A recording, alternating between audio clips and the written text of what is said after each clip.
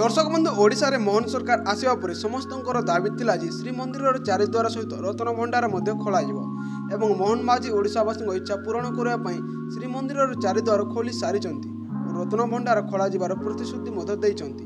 ତେବେ ଆସନ୍ତୁ ଜାଣିବା ରତ୍ନ ଭଣ୍ଡାରରେ କେତେ ଓ ସୁନା ରୂପା ରହିଅଛି। ତେବେ ଦର୍ଶକ ବନ୍ଧୁ ରତ୍ନ ଭଣ୍ଡାରରେ ସୁନା ଅଳଙ୍କାର 149 କେଜି ରହିଅଛି ଓ ରୂପା ଅଳଙ୍କାର 198 କେଜି ରହିଛି ବୋଲି ଆକଳନ କରାଯାଇଅଛି ଓ ହୀରା ନୀଲା ମୋତି ମାଣିକ୍ୟ ଏବଂ ରଘୁନାଥ ବେଶର ଅଳଙ୍କାର କୁଣ୍ଡଳ ଚିତା ତିଲକ ସମସ୍ତ ଜିନିଷ ଏହି ଭିତରେ ରତ୍ନ ଭଣ୍ଡାରରେ ରହିଅଛି।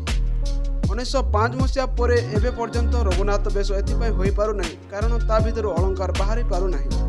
ତେବେ ଦର୍ଶକ ବନ୍ଧୁ ଏବେ କ'ଣ ମୋହନ ସରକାର ରତ୍ନ ଭଣ୍ଡାର ଏସବୁ ଅଳଙ୍କାର ବାହାର କରିପାରିବେ ଓ ଆମେ ପୁଣି ଥରେ ରଘୁନାଥ ବେଶରେ ଶ୍ରୀ ଜଗନ୍ନାଥ ଠାକୁରଙ୍କୁ ଦେଖିପାରିବା କି ନାହିଁ ଆମକୁ କମେଣ୍ଟ କରି ନିଶ୍ଚୟ ଜଣାନ୍ତୁ। ଆପଣମାନଙ୍କୁ ଭିଡ଼ିଓଟି ଭଲ ଲାଗିଥିଲେ ଭିଡ଼ିଓକୁ ଲାଇକ୍ କରିବା ସହିତ ଆମ ୟୁଟ୍ୟୁବ୍ ଚ୍ୟାନେଲକୁ ସବସ୍କ୍ରାଇବ୍ କରିଦିଅନ୍ତୁ। ଧନ୍ୟବାଦ।